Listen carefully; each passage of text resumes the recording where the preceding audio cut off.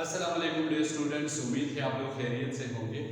جس طرح آپ کو پتہ ہے کہ ہم نے پاکستان اسٹڈی اور پولیٹیکل سائنس کا جو سلسلہ ہے وہ جاری کیا ہے، تو آج ہم اس میں بہت زیادہ انٹرسٹنگ ٹاپک کی طرف جائیں گے اور جس کا نام ہے the president of Pakistan. Pakistan کے پریزیڈنٹ کے اختیارات اور پاکستان کے پریزیڈنٹ کے کون سے پاور ان فنکشن تھے، تو یہ ہم سب آج اس میں ڈسکس کریں گے۔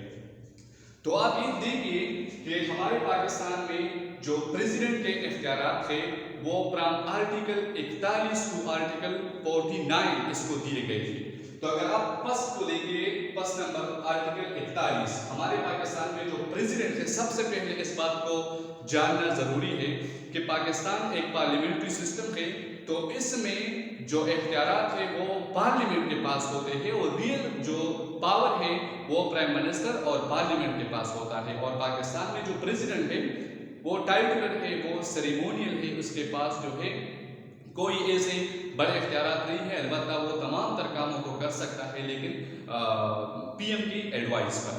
تو ہم جو ہے آج ہم اس کے تمام تر جو آرٹیکل ہے فرام آرٹیکل 41 ٹو آرٹیکل 49 اس کو پڑھیں گے۔ تو چلیے سب سے پہلے ٹاپک کی طرف۔ نمبر 1 جو ہے آرٹیکل 41 کوالیفیکیشن۔ پریزیڈنٹ کا کوالیفیکیشن کس طرح جو ہے ہونا چاہیے، تو پریزیڈنٹ جو ہے یہ ایک مسلمان ہوگا۔ دوسری بات یہ ہے کہ اس کو اتنا کوالیفیکیشن ضروری ہے تاکہ وہ ممبر آف پارلیمنٹ جو ہے وہ الیکٹ ہو سکے، اور اس کی جو ایج ہے وہ 45 سے کم نہ ہو۔ اب دیکھیے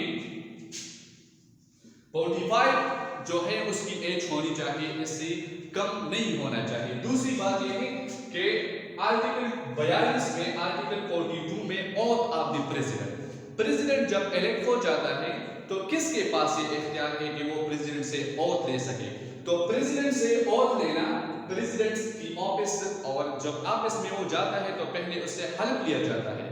تو پریزیڈنٹ سے حلف کون لے گا؟ Chief justice of Pakistan. تو یہ بھی ہمارے ساتھ جو ہے کلیئر ہو گیا کہ پریزیڈنٹ سے جو اوتھ سرمنی ہے، اوتھ کون اس سے لے گا؟ وہ ہے چیف جسٹس آف پاکستان۔ اس کے علاوہ آرٹیکل 45 جو ہے، آرٹیکل 45 جس طرح میں نے لکھا ہے یہاں پر right to pardon, president of Pakistan کے پاس یہ پاور ہے کہ وہ کسی کو معافی کر سکتا ہے۔ البتہ اس پر فیڈرل شریعہ کورٹ نے ایک بات کی تھی کہ آپ والی، جس طرح اگر کسی نے کسی کا بردر قتل کیا ہے تو اس کی جو ہے رائے بہت ضروری ہے، لیکن یہ سپریم کورٹ آف پاکستان نے نہیں مانا، اور اس نے کہا کہ جب بھی پریزیڈنٹ آف پاکستان آرٹیکل 45 کے مطابق جو ہے وہ کلیمنسی اور جو عام معافی ہے وہ کر سکتا ہے۔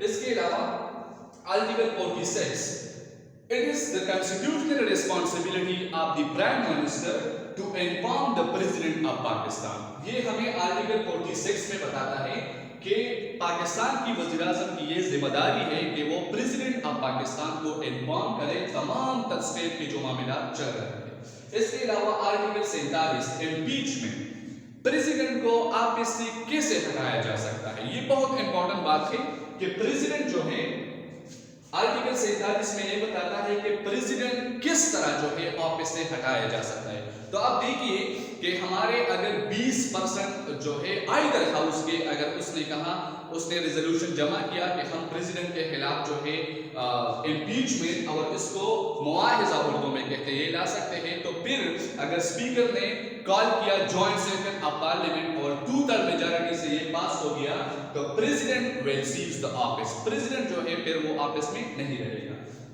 اس کے علاوہ article 48 president act on the advice of P M, president of Pakistan جو بھی کام کرے گا وہ پی ایم کی ایڈوائس پر کرے گا۔ یہ it is responsibility of the president کہ اس کو پرائم منسٹر جو بھی کہے گا وہ اس کی ایڈوائس پر کام کرے گا۔ البتہ اگر عدم اعتماد، اگر ووٹ آف نو کانفیڈنس پاس ہو جو ہے وزیر اعظم پر، تو اسی حالت میں جو ہے پریزیڈنٹ اس کا ایڈوائس فالو نہیں کرے گا۔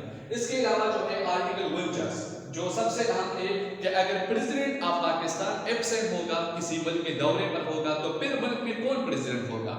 تو اس کی جگہ جو ہے چیئرمین، جو سینٹ کا چیئرمین ہوگا وہ پریزیڈنٹ ہوگا، اور اگر وہ अवेलेबल ना हो तो फिर speaker of the national assembly next president of Pakistan होगा, जितने दिन वो एब्सेंट है। तो ये तमाम तर बातें जो है जो पाकिस्तान की प्रेसिडेंट के हवाले से है वो मैंने आपके सामने डिस्कस की, क्योंकि बहुत से लोगों को फिर ये अंदाजा नहीं होता कि प्रेसिडेंट ऑफ पाकिस्तान के कुछ कॉन्स्टिट्यूशनल इख्तियारात है और इसके मुताबिक ये काम करेगा।